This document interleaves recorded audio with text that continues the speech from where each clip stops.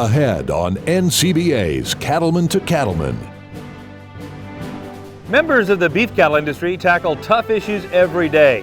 We'll talk with a group of grassroots producers about the challenges and opportunities they face on their operations. And now, NCBA's Cattlemen to Cattlemen with host Kevin Oxner. Hello and welcome to NCBA's Cattlemen to Cattlemen. I'm Kevin Oxner. Thanks for joining us. You know, I'm proud to be part of the beef industry where men and women invest their time and energy day in and day out to produce a safe, nutritious, and delicious product. But our business does have its challenges, and some of them can keep us up awake at night as we think about the decisions we should make and the actions we should take to overcome those obstacles. Whether it's commercial cow-calf operators, purebred breeders, stockers, feeders, or some combination of these beef industry segments, we all have similar concerns when it comes to building something that can be passed from one generation to the next. Fortunately, we're joined today by a great panel of cattle producers from around the country who can share some wisdom about those issues we're all concerned about. Let's meet the folks who are here with me today. First of all, we have Dan McCarty of McCarty Cattle Company in Colorado. Dan, tell us a little bit about your operation. Well, thanks, Kevin. It's great to be here today. My wife and I operate a purebred operation in western Colorado. We sell a few bulls each year, and then we also sell a few select females each year as well.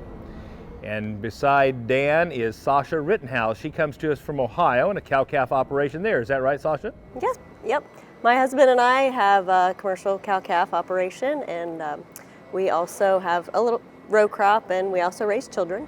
That's good, and it's good raising kids with cattle. It is great. And also a face that is recognized by many, our president of NCBA, Craig Uden. Craig, tell us a little bit about yourself once again. Well, Kevin, I'm partners in a commercial cattle feeding operation back in central Nebraska, and my wife and I also partner on about 3 cow-calf operations, but those cow-calf operations are all geared for the feeding sector, so it's kind of a turnkey type of operation for us. And also a multi-generational operation with kiddos involved as well, We right? have some kids that, they kind of hang around and stay involved. They also have their own operations, but it's been a fun ride building that. That's great.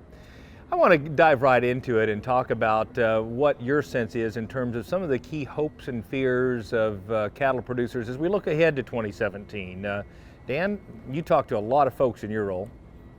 Yeah, I mean, as we've seen the market steadily decline in the fourth quarter, and then we've seen it turn around and come back about 25% here lately. So everybody always hopes that we continue to gain momentum in the markets. On the fear side, it's always the fear of the unknown. I mean, the last few years we've seen a lot of regulations that have possibly taken away some of our tools in our toolbox and have fought against the way we do business. But I think that's changed a little bit. I think there's a little more optimism with the change in administration, and hopefully we get a few more things done on that side of things. But the fear of the unknown is always out there, but overall I'd say the optimism in the industry has changed dramatically here in the last couple months. That's good. Sasha, what are you seeing in Ohio?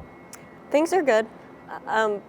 We went through a few years where things were really, really good, Right. Euphoric, and now they're good. And we always have to remember that.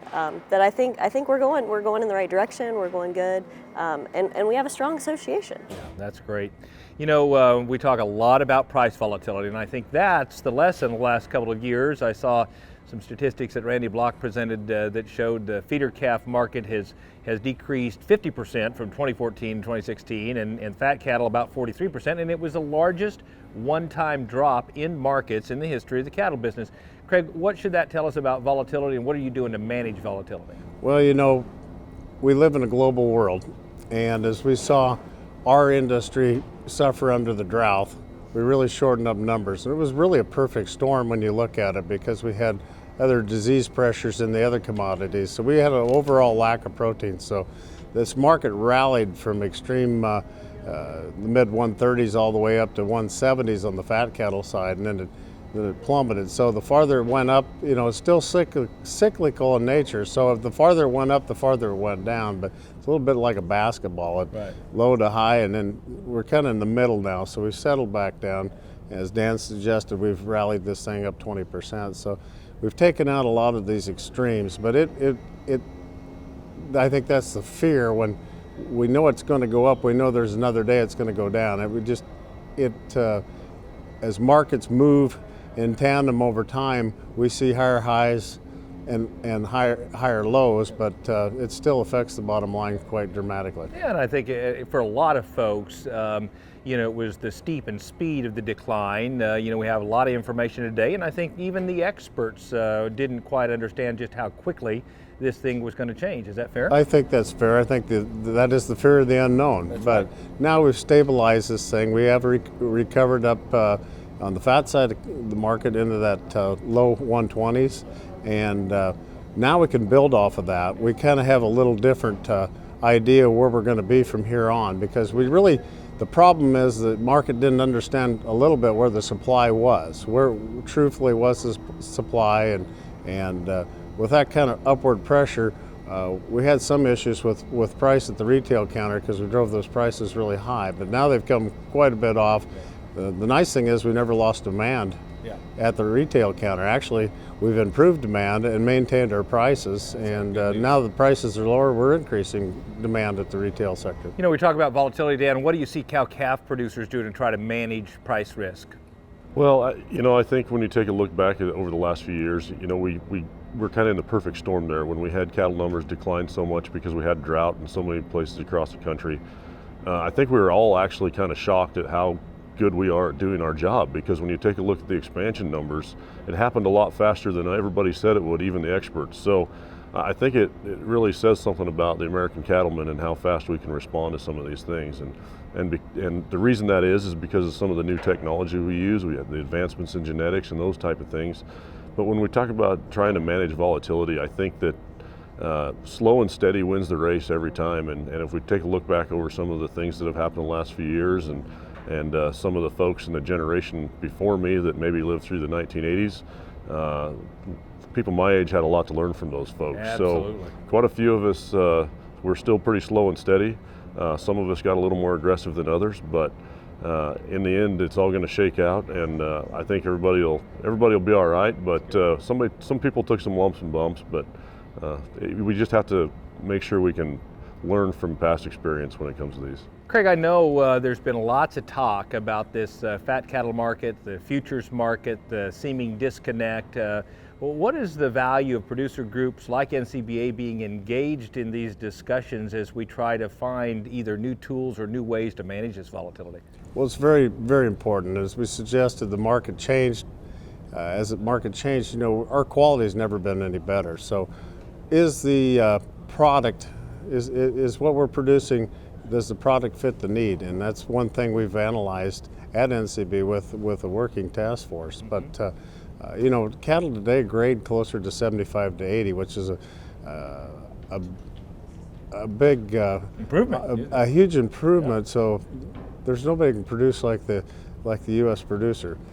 So we've raised the quality. The weights are higher. Does the contracts reflect what we're actually producing out there?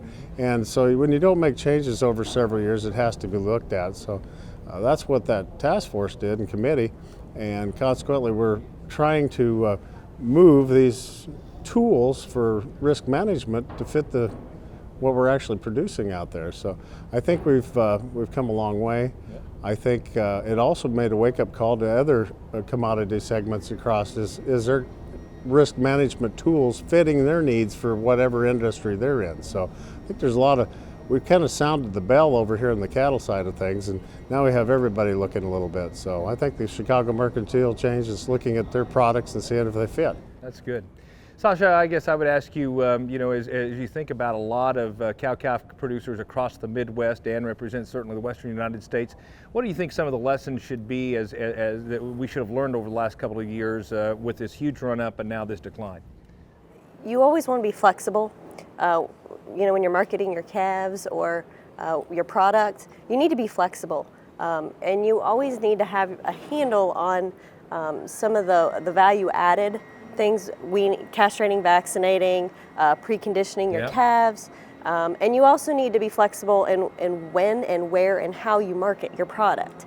If you always sell your cattle on November 15th, that may not be the best time to sell. You need to be able to be flexible, maybe feed your cattle a little longer, or have a plan B, C, and D. I love it. My kids tell me there's the reason there's 26 letters in the alphabet is when plan A doesn't work, you still have 25 more options. And that's what we're going to come back and talk a little bit more about that later.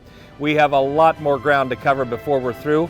Coming up, our panel will offer ideas on changes producers can make to try to capture more of that value. And we'll examine consumer attitudes towards beef. Stay with us. We'll be right back.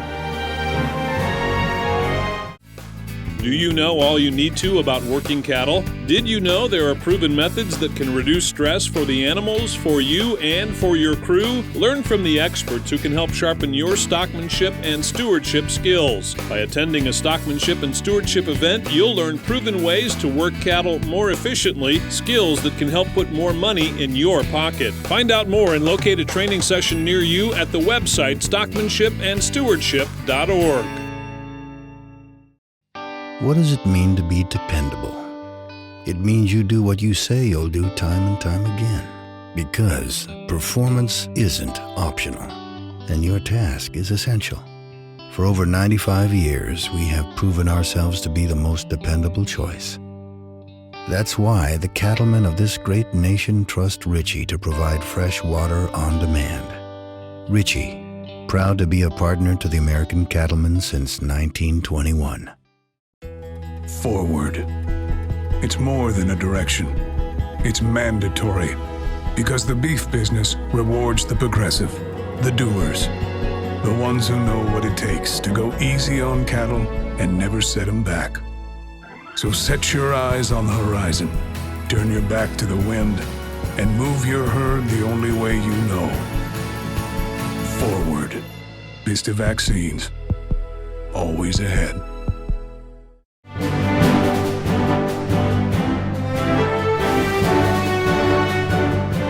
Welcome back to this special edition of NCBA's Cattlemen to Cattlemen as we talk with beef producers just like you and me from around the country. You know, a couple of years ago, we were spending a lot of time talking about access to feed and cost of feed, and we have a little different challenges right now. What are some of the challenges facing beef cattle producers from a production standpoint today? Sasha? Regulations would come to mind on that.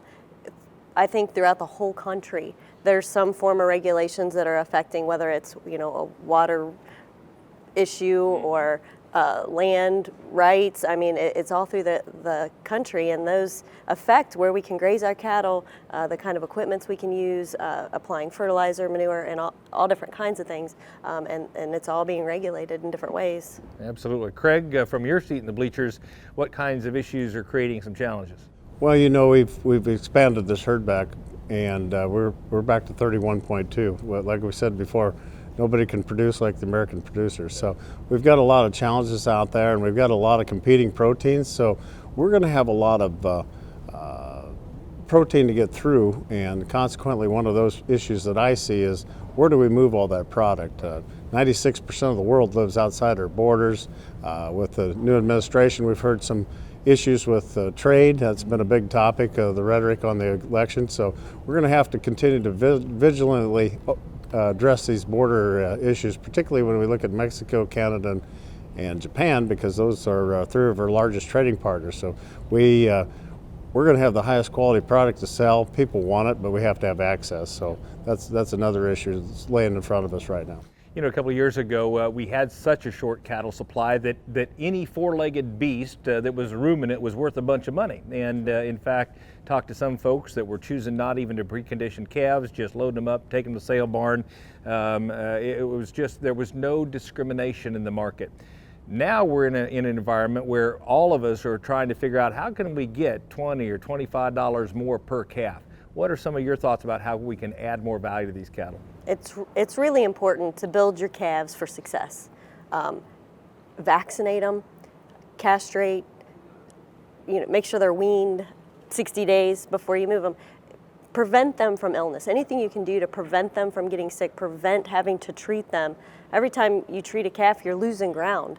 It's affecting the bottom line, and so it's very important to do everything that you can to prevent any kind of illness or anything that's going to set those cattle back.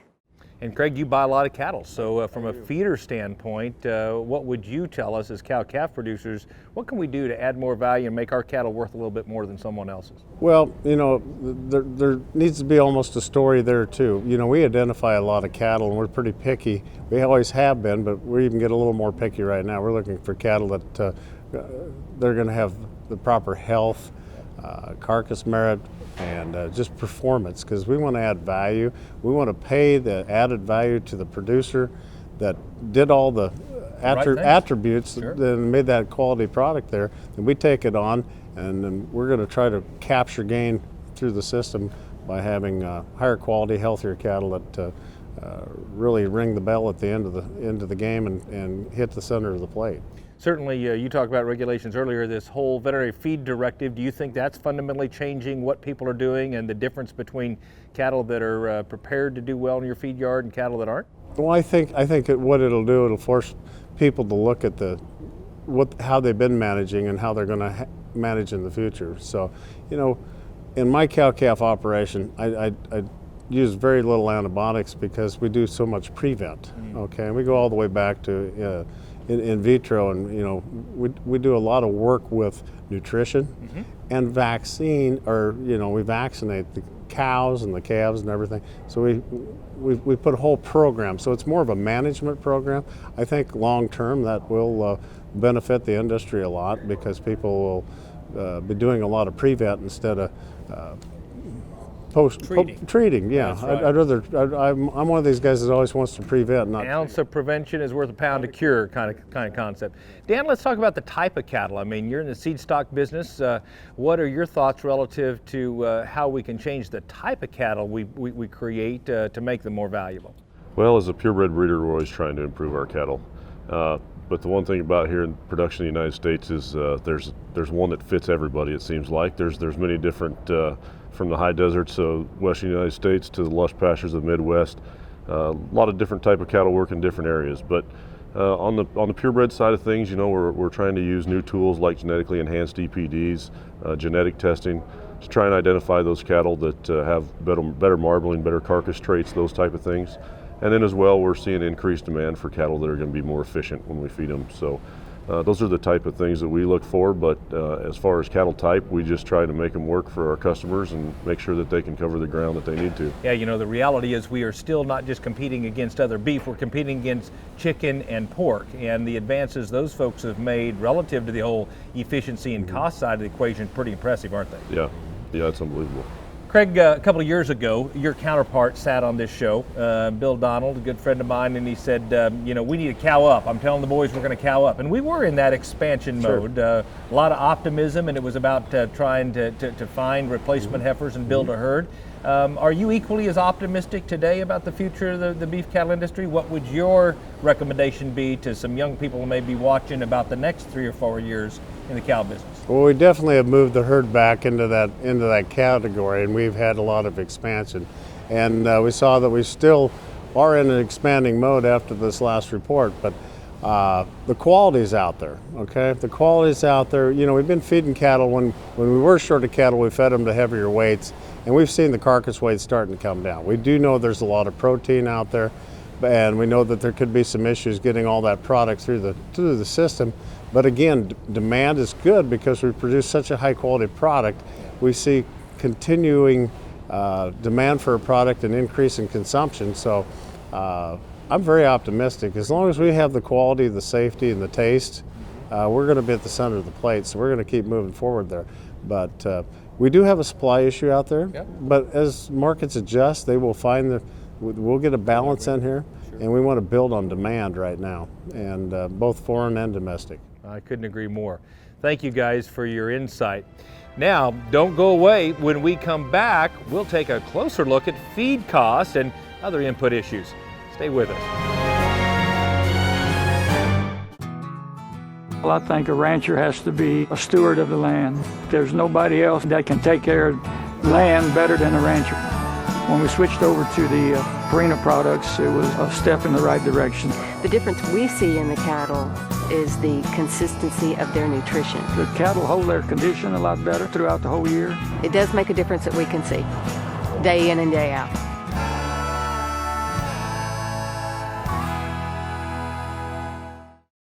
Blaze a trail to Phoenix, Arizona and the 2018 Cattle Industry Convention and NCBA Trade Show.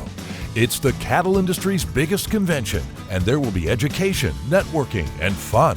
Plus, you can't afford to miss the huge NCBA Trade Show. Well, I think the trade show is a great place to get new ideas.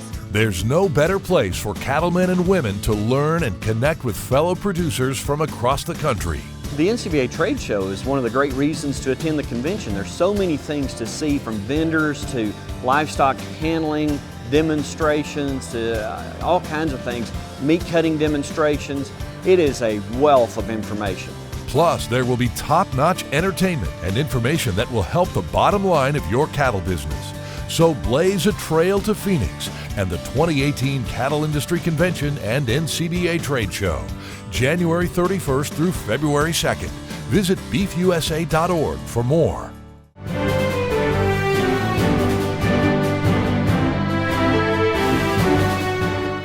Welcome back. We have a group of beef producers here with me sharing their insights, concerns, and ideas about challenges and opportunities in today's beef industry. You know, recently I read an article from economists up in North Dakota suggesting that between the top 40% cow-calf producers and the bottom 40%, there's over $300 of profit difference. So as we think about the opportunities, there's opportunities for a lot of us to either shave costs or create more value on the backside. And I guess the first question I would ask you, Sasha, as you think about finding ways to improve the cost side of the equation, what would you tell your fellow producers? Flexibility is the key. You have to be flexible. For example, we row crop. So when corn's good, we harvest it, we sell the corn. But last year we were dry. So the hay suffered and the corn suffered. So instead of selling the corn, we chopped the corn and fed it to the cattle. It just made more sense for us. So you always have to be flexible. And Craig, you were talking about some things that are happening in Nebraska, a little different models as we think about the cow-calf industry. Share more about that. Well, you know, there's been a lot of work done on, when the drought came, there's a lot of work done on dry lot and cows. And we're going to actually, in our operation this year, because of the high price of grass and transportation, we're going to actually keep some of our older cows home, and we're going to use a modified dry lot system where the calves can go out and we're going to actually turn bulls in with those cows, and then we're going to analyze whether those cows are worth anything as bred or if they need to be harvested, and we'd wean the calves. So we want to keep the cattle in production for one more turn so we can get one more calf crop, but we're going to analyze that and see if that works, because it's all about adapting to change, and when we go through these tough times, a lot of things we implement into our new systems, we learn a lot, okay? All right, challenges always create opportunities. They don't always work, but we're gonna give it a try. Yep, and you know, you talk about feed, certainly for all of us in the cattle industry, feed comprises about 2/3 of our costs. Dan, let's talk forage for a minute. What's your read on the forage supplies, and what should we look forward to from a hay standpoint in the year ahead? Yeah, I mean, Craig brought up the drought of 2012, and I know drought's something we always deal with, but 2012 seemed like a game changer for many things. I mean, he's talking about different production models based on the drought. In the West in 2012, many of us were kind of caught flat-footed, and we sure didn't have a plan, so we definitely learned that we need a plan. But you know, the last few months we've seen good moisture in the West. We've even seen some relief out west in California and Oregon and some of the places where we had some extreme drought. So we're in a little different situation than we were here the last couple of years. There's a lot of hay left over in the West, it seems like. There's a lot of feed still in piles, and it's some good snowfall in the mountains so far where I live, so we're actually in better shape than we have been in a long time. But we also always in the back of our mind kind of remember 2012, and we have a little better plan going forward as to what we're going to do to respond to that. Absolutely. Well, costs are one side of the equation. The other side of the equation is what we get for these cattle, and we've talked a little bit about that. But I want to come back to a comment that Sasha made relative to having a plan, right? I mean, this whole process of, hey, we always sell calves the third week of November because that's the way we always do it. These times are, I think, challenges us all to create a marketing plan that maybe extends back into what kind of cattle we're creating that will provide us an opportunity for some incentives. Dan, your thoughts? Yeah, I agree. If we're going to go to all these steps to add extra value and do all these extra things to these cattle, I think it's really important that producers put together a marketing plan, because if you're going to do that work and put this story on those cattle, and that Craig ultimately wants that story, so we got to figure out a way to market those cattle to where that story gets conveyed. And if you're marketing them the way you always did and the way Grandpa did, then you're doing all that and you're probably not going to receive the value for it. So you got to come up with a plan to be able to get rid of those cattle and to the people that you can transfer the information to and get rewarded for what you're doing. Yeah, and this doesn't just end at the cow-calf level. It also extends all the way through stocker and feedlot operators. What guidance would you give people relative to creating marketing plans? Always have the end in mind. Okay. Okay. Whether I'm buying cattle or raising cattle, when I'm on my own cow-calf operation, I have the end in mind. I want to know what those cattle are going to weigh, how they're going to grade. Then I'm going to backtrack all the production model back through my cow herd. I do the same thing when I'm buying feeder cattle. I've got a lot of history on a lot of the cattle I buy. I try to buy virtually 60, 70, 80% of the cattle year in, year out, because I have a history on those cattle. I know what they're going to perform, but that's the end point. Then I work back to the producer and I ask him different questions. How was your calving? Did you have a good calving year?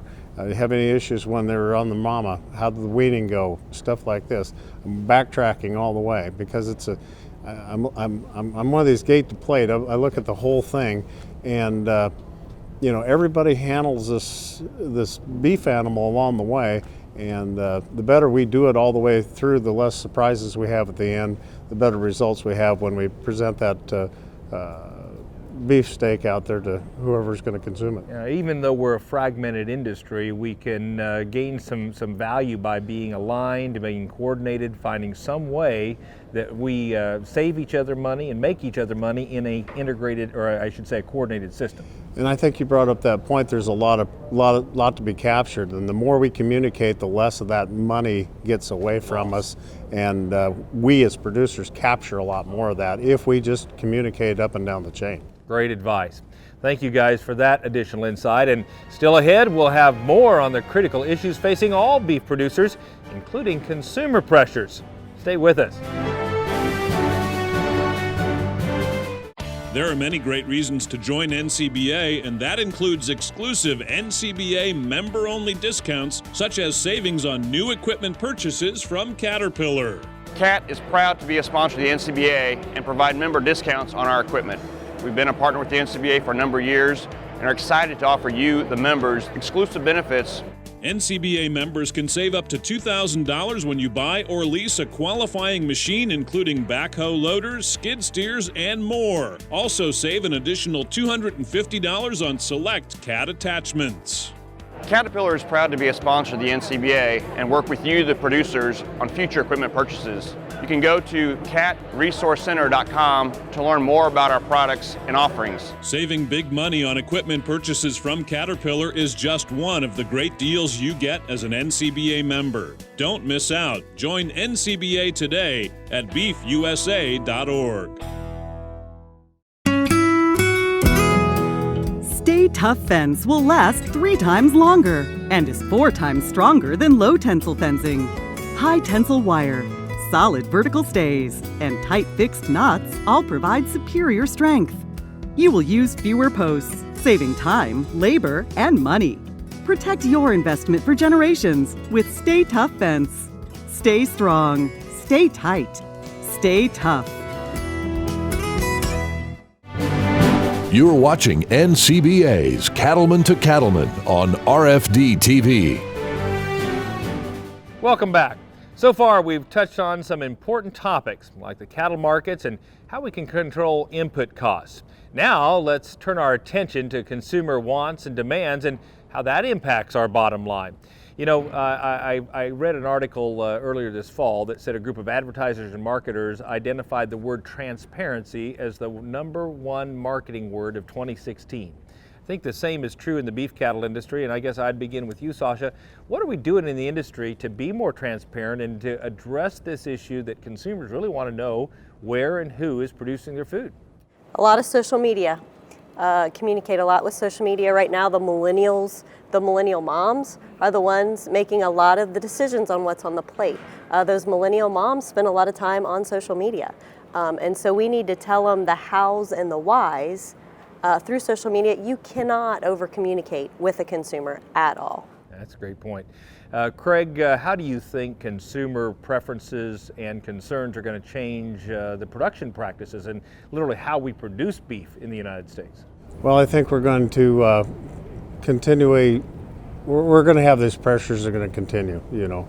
I was going to add on to Sasha's a little bit that, you know, we have a lot of influencer tours, and what I mean by that is we have registered dietitians, doctors, and third-party verifiers that have big followings, such as on social media, and we take those folks around our operations and show them what production is. You know, a lot of times they have a negative view of what's going on there for what they hear, and once they go through these operations with the cow calf and the feedlot and even the processing centers, they have a whole different view of what beef production is. You know, I was at a conference where I had a lady ask me what a cow-calf operation was, okay? And this person is a registered dietitian that actually is in favor of our product, but they don't even, that's how disconnected some of the people are. So we really have to have a big education process on this. It's a great point. And you know, one of the things that we do at NCBA is the Masters of Beef Advocacy Program. I know, Sasha, you've been through that program, is that right? Yes, I recently went through that program. It's a wonderful program. Everybody that is involved in the beef industry should do it. It teaches you from top to bottom how to communicate with consumers. And I am continuously amazed anytime I engage consumers on how little many of them know. A lot of the information that we have, we must take for granted. And so that MBA program is great, and I enjoyed going through it and enjoy communicating with consumers. Well, and this whole topic of just equipping ourselves to do a better job communicating those things, whether it be what a cow-calf operation is, or why and how we use antibiotics, or the difference between grass-fed and grain-fed beef, those are all issues that consumers want to know, and we need to be equipped to be able to share those issues. So let's talk about the product itself. Are we producing, Craig, the kind of product that consumers want? Certainly you mentioned that we've really improved our ability to create a more consistent and higher quality product over the last 10 years, right? You know, yes, and as we look back, we conduct something called the Beef Quality Audit, sure. And that will be coming out this summer, and I think producers will be interested in how much we continue to improve. You know, one thing about it, we have a lot of choice cattle out there today. You know, it wasn't many years ago that we were grading 55 to 57% choice, and today we're right on top of 80% choice and better. So we've really got a high quality product out there. Can it be improved? Sure. You know, we look at some of the extra fat that when you get the quality, sometimes you have some extra fat. Sure. So there's a lot of things that we're looking at there, but I think the thing we look at different today as we address issues in the industry, when we look at the beef quality audit, something like that was we've tackled a lot of the low-hanging fruit, and so we have improved on quality, we've improved on fat, we've improved on carcass blemishes, uniformity is better, but you know, there's some, now we get into that word of sustainability and going back and talking about social and environmental, not as much in the environmental, but the social aspect of what we do and how we present that product up the chain to our consumer. And Sasha, I'm going to pick on you for just a minute as a mom, because I think not only is it about a quality product, we have to help people, especially millennials, be successful in cooking the product. So many people don't know how to prepare beef. And what would you say in that regard? How can we help people be successful with beef? Well, we are all consumers, and I am fortunate to be a millennial mom. So I'm involved with a lot of these moms and stuff, and we don't have a lot of time. We're busy with soccer practice and basketball and everything else. And so I always get excited on Facebook or something where I see a new recipe or something where they put it in motion right there and you can watch it, and you like it, you share it, you do what you can to kind of get it out there. And anytime, I know the Beef Checkoff funded, they go through and they take new cuts and new ideas and make it faster and easier, more affordable, and all that is going to appeal to the millennial moms that don't have time to cook beef. So it's always exciting when you come across something new that you can share with all these guys and hopefully get them again to the beef counter. And that is a target audience for us in the beef industry, so thanks for that perspective. When we come back, we'll have more insights from our panel of producers, including their thoughts on issues out of Washington, D.C. right after this. Stay with us. We'll be right back.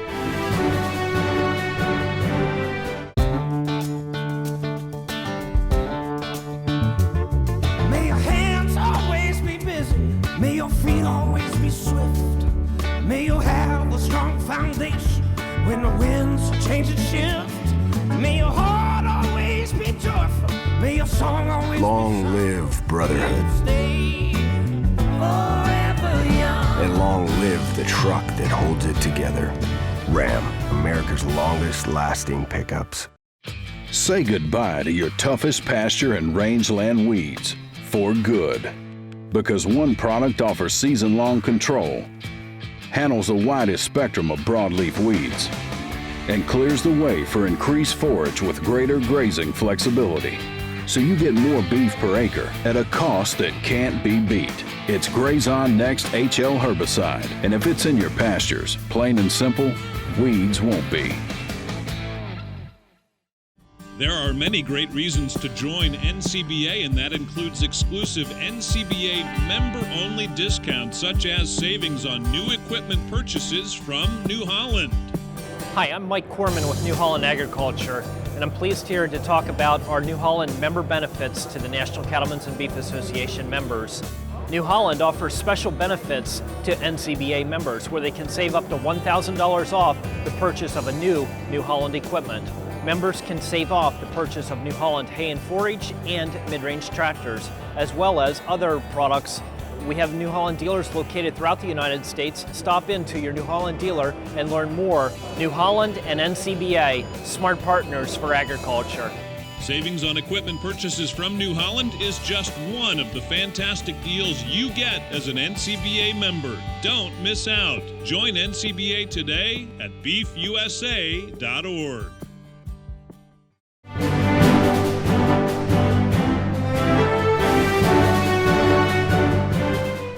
Welcome back to NCBA's Cattlemen to Cattlemen as we get insights from beef cattle producers just like you and me into the concerns, challenges, and strategies for managing our operations.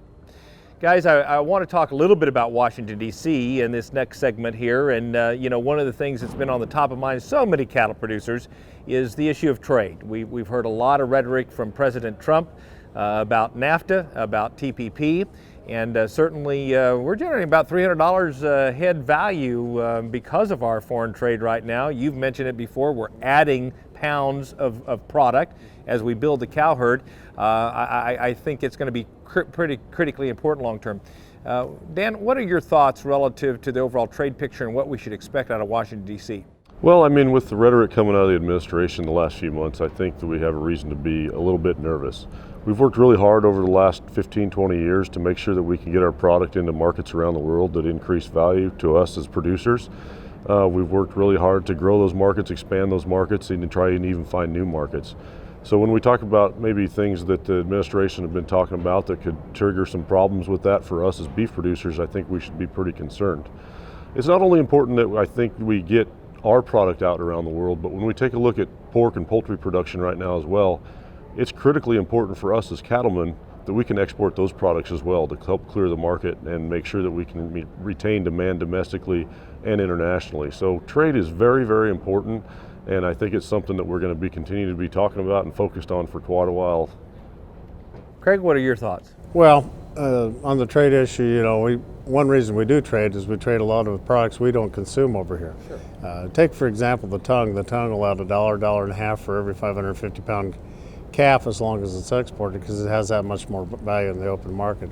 The other regulations we're looking at out there is, we have a lot of regulatory that we hope that we get rolled back because, when we have these tough times, all these pressures and regulations are adding to our fixed cost. So we want to roll back a lot of these regulations. Why do the United States be an issue? And we can talk down the way. We have a lot of things that bother us. Taxes. How are we going to pass the operation down to the next generation? Section 179, so we can utilize and be able to manage and purchase some of this equipment we see on this trade show today. the benefits to the producer. Immigration's another thing that we're looking at. The overreach of the federal government on private lands. There's a whole host of things out there, you know. We still have issues that are bothering a lot of people as far as the market volatility, so we're going to stay engaged on that kind of thing, because we have to have a market, you know, between markets and regulation and having a place to sell our product. Those are all critical things to the industry to keep moving it forward. It does appear that this Trump administration is going to take some of the regulations out of our business, or at least limit the amount of new regulations that can be passed. What's your read, whether we talk about things like Waters of the United States and the Endangered Species Act, what's your read on some of those issues, Dan? Yeah, I mean, those are the issues that keep cattlemen up at night in the West. When you talk about the Waters of the United States regulations, that's something that's going to change the way we do everything in the West. When you talk about the federal government basically being able to manage every watershed in the western United States and take control of that water, that is something that's just going to be life-changing for the ranchers across the West. So I really hope that we do see some regulation reform on things like Waters of the United States. Endangered Species Act is the same way. There's been nothing that's changed the way ranching in the West has been done over the last 100 years more than the Endangered Species Act. It really puts pressure on western ranchers and folks across the eastern part of the country as well, and I really hope we see some reform on both of those. Sasha, any other regulatory issues you all face in the Midwest? We do. We've faced some water issues, some algae bloom in our state specifically, and you know, you cannot over communicate with our legislators and connect some emotion there and show them our story and a face with the industry, and just, you know, be active in your state association, the national. Just to get in there and just do what you can to preserve our country and make our industry great. It's a great point, Sasha, and getting engaged with your legislators really is important, isn't it, Craig? We have to stay engaged with our legislators. You know, that's key. They're going to listen to their constituents, okay? And if we're not saying something, the other side is, and we can't take anything for granted. We all live in rural areas, but it's never more vitally important to get engaged with your legislators on a grassroots level. I couldn't agree more. Well, thank you guys for your comments, and now let me say that we are all stronger together than we are alone. So consider becoming a member of the National Cattlemen's Beef Association to unite with others who share your values and are committed to protecting a way of life in cattle country. To join NCBA, just call 1-866-USA-BEEF or go to the website, that's beefusa.org. Don't go away, we'll be back with our good friend Baxter Black right after this. Want more profit out of your pasture? Then here's our 2 cents on using parasite control to make some dollars. In a trial of calves, Long Range outperformed Sidectin and Safeguard dewormers combined by as much as an extra 40 pounds. Yeah, that's a lot of extra profit, and that's why it pays to treat cattle with Long Range. Do not treat within 48 days of slaughter. Not for use in female dairy cattle 20 months of age or older, including dry dairy cows or in veal calves. Post-injection site damage can occur. These reactions have disappeared without treatment. You can't afford another season without Long Range. Saddle up and make your way to Denver, Colorado for the 2017 Cattle Industry Summer Business Meeting. This is your chance to stay up to date on beef industry trends and policies, meet with industry leadership and your fellow cattlemen and women. Plus, you'll get insights on hot topics at the Issues Forums. Mark your calendar for the 2017 Cattle Industry Summer Business Meeting, July 12th to the 15th in Denver. Find out more at beefusa.org. If your group or association is planning a meeting and are on a thrifty budget, check out Virtual Video Baxter. That's me. I'll video a personalized welcome, then furnish several humorous stories to run between your speakers. Signbooks can be used as auction items. We've done rodeos, museums, bull sales, the Conservation Service. Use your imagination. Give us a call, 800-654-2550 at baxterblack.com. Did you know that Prefert makes over 1,000 different farm, ranch, and rodeo items? And now, thanks to Prefert Direct, it's easier than ever before to get access to every item Prefert makes delivered direct to your local dealer. For more information about Prefert Direct, visit us at prefert.com. Prefert, America's #1 name in farm, ranch, and rodeo. He was a Utah cowboy, and he wore a good felt hat that was pulled down level to his ears till the tops of them were flat. The weathered lines upon his face showed he had a checkered past. I reached to shake his proffered hand, but both his wrists were in a cast. Carpal tunnel? I asked deadpan, but he never broke a grin. Rodeo? He quietly said. Broncs or bulls? I asked again. No, team roping was his answer. I responded, quite a wreck. Well, the healer saw it better. Then he winced and stretched his neck. And then began his tragic tale. I was on my trader horse, who hadn't bucked for near 2 weeks and was steady on the course. You know how you've always thought if you're dallied up and tight, your horse can't buck while dragging all that weight? Well, partner, that ain't right. My healer's horse came off the ground when my pony broke in too. The second jump, we cleared the fence, but I held my dallies true. The third time, like a slingshot, put the poor old steer in orbit. And I'm thinking, if I make this ride, I might get a good score, but he fired me from the saddle with such force, he came unshod and bucked so hard up to the sky, so high that I saw God. Brigham Young was there beside him, according to this spiel.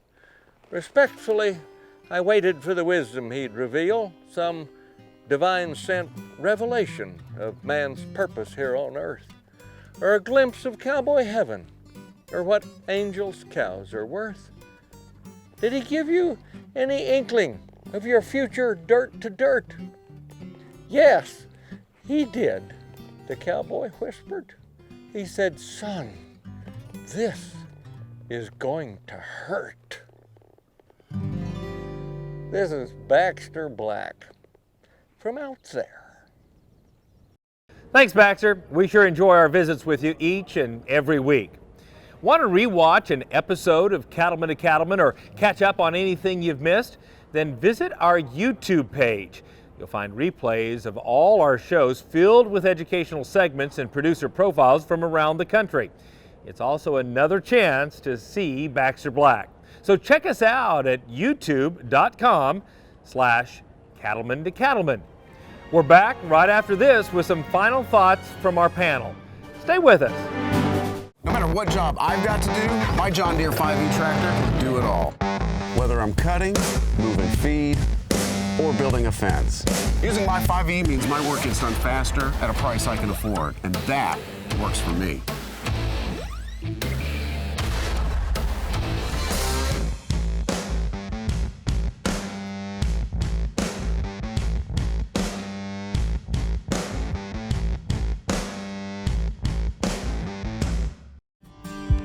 There are many great reasons to join NCBA, and that includes exclusive NCBA member discounts and benefits from some outstanding companies.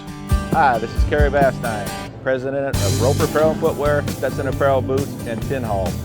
We are very proud sponsors of the NCBA, and for all new members signing up with the NCBA, you get 50% off your first purchase, and for all Go Forward members, you get 25% off 4 times a year. Go to urbanwesternwear.com, click on the NCBA specials, use your coupon code for your first 50% off, and come back to Urban Western Wear all year long and use your 25% coupons that you'll find in the National Cattlemen's newspaper.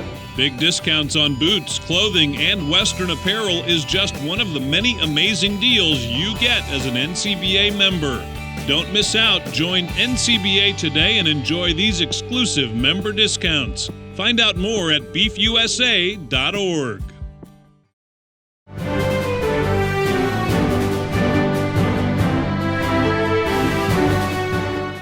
Welcome back.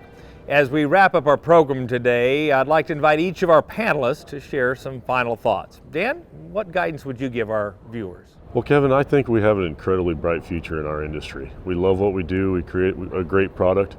But when we talk about some of the challenges that we're facing as we did today, it's very important, whether you have 1 head or 5,000 head, you have to pay your dues and get involved and be involved in the industry. And I think it's never been a more important time to be involved and be part of the group. It's a great thought. Sasha? You can't over-communicate with the consumers. You can't over-communicate with your legislators. And everybody should be involved in their county cattlemen, state cattlemen, and certainly the National Cattlemen's Beef Association. Because together, we have a stronger voice than we do individually. That's a great point. And Craig, your guidance as a president this year? Get involved.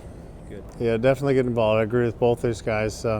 Grassroots. You bring the issues through your local, get involved in your local, your state, and your national, because the more you understand about your industry, the better you're prepared to handle the challenges that we face and create opportunities for your operation in the future. And not only that, but getting engaged in an organization allows you to rub shoulders with folks just like yourselves, gives you good ideas that you can take home and implement your own organization, and I know that's one thing that I really value about my NCBA membership as well. So on behalf of all of us, I want to thank you all for joining us and giving your insight today. Dan McCarty, Sasha Rittenhouse, and of course Craig Uden, and I know we'll be seeing you much more during your year as president.